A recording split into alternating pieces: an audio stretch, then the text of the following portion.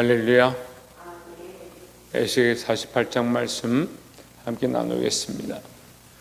에스겔 48장은 이제 에스겔서를 마감하는 말씀이 되겠습니다. 에스겔 48장의 이 마무리는 요한계시록의 마무리의 모양과 닮아 있습니다.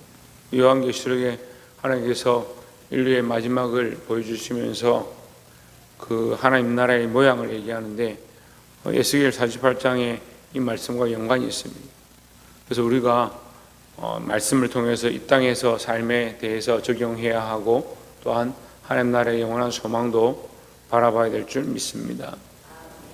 48장 1절에 보면 모든 지파의 이름은 이와 같으니라. 북쪽 끝에서부터 헤들론 길을 거쳐 하마더 길을 지나서 다메섹 경계선에 있는 하살 에논까지 곧 북쪽으로 하마 경계선에 미치는 땅 동쪽에서 서쪽까지는 단의 몫이여 있습니다.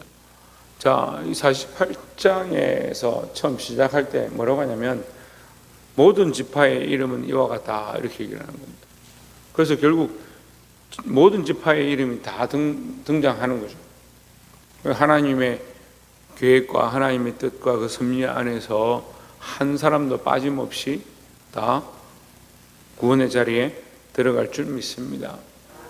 그 모든 사람이다. 한 사람도 빠짐이 없다라는 것은 하나님의 생명책에 기록된 사람들, 우리가 다 알 수 없지만 하나님께서 선택하신 자들, 또한 구원받을 자들을 반드시 하나님께서 구원하시는 줄 믿습니다. 그리고 그게 은혜죠. 하나님 버리지 아니하시고 끝까지 사랑하셔서 우리를 하나님 나라까지 인도하시는 것이 하나님의 은혜다라는 겁니다. 어떤 사람들은 그것이 은혜니까 내가 아무렇게나 살아도 결국은 언젠간 돌아오게 될 거다. 그걸 어떻게 하냐는 거죠. 네. 우리가 그것을 알면 전도할 때도 누구는 전도하고 누구는 전도하지 말고 때를 얻으면 하고 때를 얻지 않으면 하지 말고 그렇게 해야 되는데 우리는 알 수 없는 인간인데 인간이 그걸 다 아는 것처럼 어떤 사람에게는 전도하고 어떤 사람은 전도하지 않고 어떤 사람은 때가 안 됐으니까 하고 어떤 사람은 때가 됐으니까 하고 그게 우리 생각이죠. 우리는 하나님 뜻을 다 알 수 없고 하나님 명하시는 계획들을 다 알 수 없으니까 하나님 말씀대로 순종하면 된다라는 거죠. 그래서 우리가 기다리는 것이 아니라 주께서 주신 대로 말씀을 전하고 생명 구원의 일들을 행할 때 하나님께서 모든 사람을 돌아오게 하시는데 우리를 사용하실 줄 믿습니다. 그래서 우리가 하나님 앞에 그 핏값에 대한 부끄러움을 당하지 않도록 끝에 듣지 아니한 자들, 이 복음을 듣지 못해서 하나님 돌아오지 못한 것에 대해서 우리에게 그 핏값을 묻겠다라고 하시는데 우리가 하나님 결국 언젠간 돌아올 사람 다 돌아오게 할 거다 그렇게 말할 자격이 우리에게 없어요. 우리도 그렇게 해서 하나님 앞에 나와 있는 게 아니라 사람들 통해서 또 복음을 통해서 교회를 통해서 들은 말씀으로 인해서 하나님 앞에 와 있으니까 우리도 최대한 하나님 말씀 주시는 대로 그 말씀을 전하고 나눠야 될 줄 믿습니다.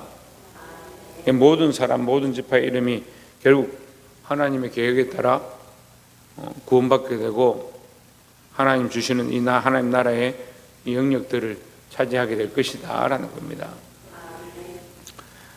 두 번째는 14절에 그들이 그 땅을 팔지도 못하며 바꾸지도 못하며 그 땅에 처음 익은 열매를 남에게 주지도 못하리니 이는 여호와께 거룩히 구별한 것임이라 했습니다. 땅을 팔지도 못하고 주지도 못하고 그 땅에 익은 열매도 남에게 함부로 내주면 안 된다. 왜? 하나님의 것이다는 거죠. 우리는 하나님의 것이고 우리가 하나님의 것이 되었고 하나님 나라의 백성이 되었습니다. 그러니까 이것을 빼앗기지 말아야 돼요.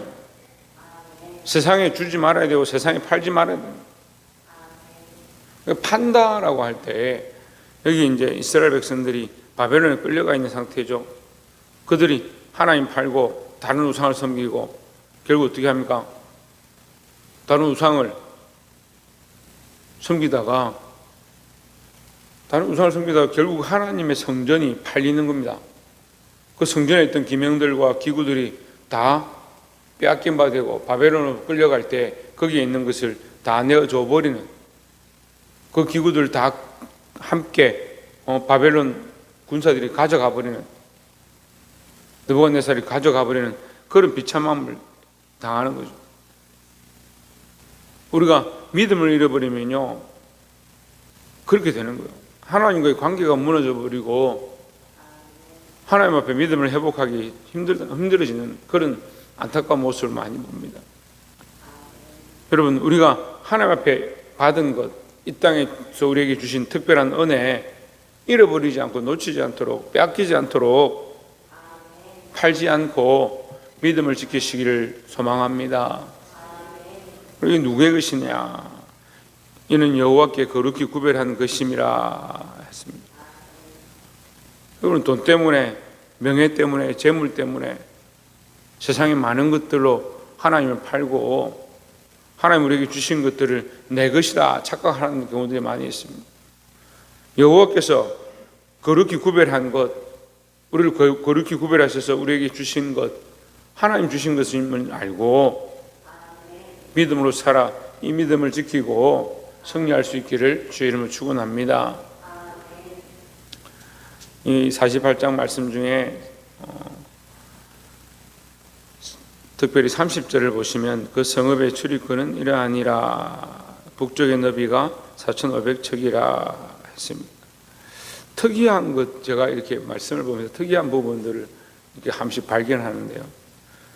출입하는 문을 항상 이렇게 기록하는 거예요. 문이 있다, 그 문이 크기가 얼마다 기록하는데, 이 에스겔서 48장에는 문에 대해서 기록하는 것도 특이한데 그 문을 뭐라고 하냐? 31절에 그 성읍의 문들은 이스라엘 지파들의 이름을 따를 것인데 북쪽으로 문이 셋이라. 하나는 르벤 문이요, 하나는 유다 문이요, 하나는 레위 문이며 했습니다. 문이 있는데 그것이 이스라엘 지파들의 이름이다. 그 지파들의 이름으로 기록되었다라는 거죠. 그런데 요한계시록에 가면요, 그 문이 있는데 문의 이 지게석은 12사도의 제자들의 이름이 기록되어 있고 그 문은 12지파 이름이 기록되어 있는 겁니다. 그 계시록에 있는 이 12지파의 이름이 기록된 것과 여기 12지파가 그 문에 3개씩 기록된 것, 동서남북으로 기록된 것과 이게 흡사한 겁니다. 문에 이름이 기록되어 있다. 왜 이름이 기록되어 있냐? 그들을 통해서 들어간다는 말이에요. 예수 그리스도가 문이신데 우리가 예수 그리스도를 믿는 백성으로 우리를 통해서 들어간다. 우리가 뭔데 우리를 통해서 들어가느냐? 복음에 미련한 것, 그리고 우리가 보기에 복음에 미련한 것, 복음을 전하는 것, 전도하는 것, 예수 그리스도를 나타내는 것이 미련한 일인데 그것이 우리가 하나님 앞에 해야 될 복음의 사역이라는 거죠. 우리가 복음을 받은 것이 복인데 복음은 복된 소리다는 거예요. 그러면 우리가 복음을 받았습니다. 복된 소리를 받았습니다. 복을 받았습니다. 그럼 뭘 해야 되냐? 소리를 내야죠. 북이 있는데 북이 소리를 내지 않으면 어디에 쓰느냐? 악기들이 있는데 악기들이 소리를 내지 않으면 이거 어디에 쓰느냐? 이 금반 한 개가 처음 제가 살 때 350만 정도 했는데 한 300만 원 가까이 한 걸로 기억하고 있는데 그렇게 비싼 걸 샀는데 잭을 꽂고 소리를 볼륨을 올렸는데 소리가 안 나면 버려야 돼요. 소리가 나지 않으면 쓸 수가 없는 거예요. 우리가 하나님 앞에 참 복을 받았습니다. 구원의 복을 받았습니다. 예수 그리스도라는 놀라운 복을 우리에게 주셨습니다. 뭘 해야 되냐? 이 소리를 내야 되죠. 그래 복된 소리다. 복음이다. 복된 소식을 전하는 자가 되어야 되고 우리를 통해서 그 문으로 많은 사람이 들어가게 돼요. 그럼 그리스도의 문이다 하면 되는데 거기에 지파들의 문이 있습니다. 제자들의 이름이 있습니다. 거기를 누가 들어가느냐? 그 문을 통해 들어간다. 우리를 통해서 이 복음의 통로로 쓰셨다라는 거죠. 그래서 우리에게 명령하신 거예요. 넌 땅끝까지 이르러 내 증인이 되라. 뭘 전하느냐? 내 생각을 전하는 것이 아니고 너에게 가르쳐 분부한 것을 지키게 하라. 그걸 전하라는 거예요. 하나님 우리에게 주신, 그리스도께서 우리에게 주신 그 명령, 그 말씀을 전하는 그런 거룩한 통로가 되어야 될 줄 믿습니다. 통로가 되어서 뭘 하느냐? 생명 살리는 복음을 전하는 그런 역할을 해야 된다는 거죠. 하루 30세끼 꼬박꼬박 챙겨 먹는데 복음을 말하지 아니하고 말씀을 말하지 아니하고 기도하지 아니하고 뭘 하고 있느냐? 여러분, 우리를 이 땅에 부르신 사명, 우리를 부르신 소명, 우리가 주의 복음을 위하여 살아가야 될 이 사명 잊지 마시고 바르게 사시기를 주의 이름으로 축원합니다. 마지막으로 35절에 그 사방의 합계는 18,000척이라 그날 후로는 그 성읍의 이름을 여호와 삼마라 하리라 했습니다. 여호와 삼마라는 것은 여호와께서 거기 계시다. 계시록 말씀도 이렇게 보면요, 다른 데는 그런 말씀이 잘 안 나오죠. 그런데 요한계시록에는 하나님께서 그들과 함께 계시니, 그들 가운데 계시니 계속 그 말씀하시는 거예요. 그래서 뭐라고 합니까? 하나님이 그들에게 빛이 되시니, 해와 달이 필요 없다. 그들에게 빛이 되셔서 그들과 함께 하시니, 지금 우리가 잘 안 보이죠? 희미하죠? 거울을 보는 것 같이 희미하죠? 말씀도 정확하게 알 수가 없고 우리의 삶의 앞길도 정확하게 볼 수가 없죠. 거울을 보는 것 같죠? 답답하죠? 어둠으로 갇혀진 것처럼, 안개가 낀 것처럼 그렇게 보이죠. 하지만 그날에는 하나님이 빛이 되셔서 우리에게 밝히 보이실 줄 믿습니다. 근데 지금 우리에게도 특별한 은혜를 주셨습니다. 성령을 주셔서 하나님 뜻을 깨닫게 하시고 하나님 말씀을 알게 하시고 양심을 통해서 우리의 죄가 무엇이고 우리가 어떤 길로 가고 있는가 우리로 깨닫게 하시는 거예요. 찔리게 하시는 거죠. 여러분, 이 말씀을 듣고 하나님께서 함께 계시다는 것을 알고 그 앞에 바르게 나아가기를 주의 이름으로 축원합니다. 이것이 우리에게 주시는 소망이다. 여호와께서 거기 계시다. 우리가 하나님과 영원히 함께 하게 될 그 소망을 가지고 지금 우리에게 주신 이 복음의 기회, 은혜의 기회, 하나님 우리와 함께 하시는 이 은혜를 맛보고 그 하나님 나라를 소망하며 살아가시기를 주의 이름으로 축원합니다. 이것은 예언의 말씀이죠. 그리고 우리는 이 예언의 말씀을 따라 우리가 하나님 나라를 소망해야 하고 또한 이 땅에 살아가는 동안 이 복음의 말씀을 붙잡고 주께서 우리에게 함께 하신다는 이 사실을 잊어버리지 말고 거룩한 문으로서 역할을 감당하고 하나님 앞에 구별된 삶으로 서시기를 주의 이름으로 축원합니다. 기도하겠습니다.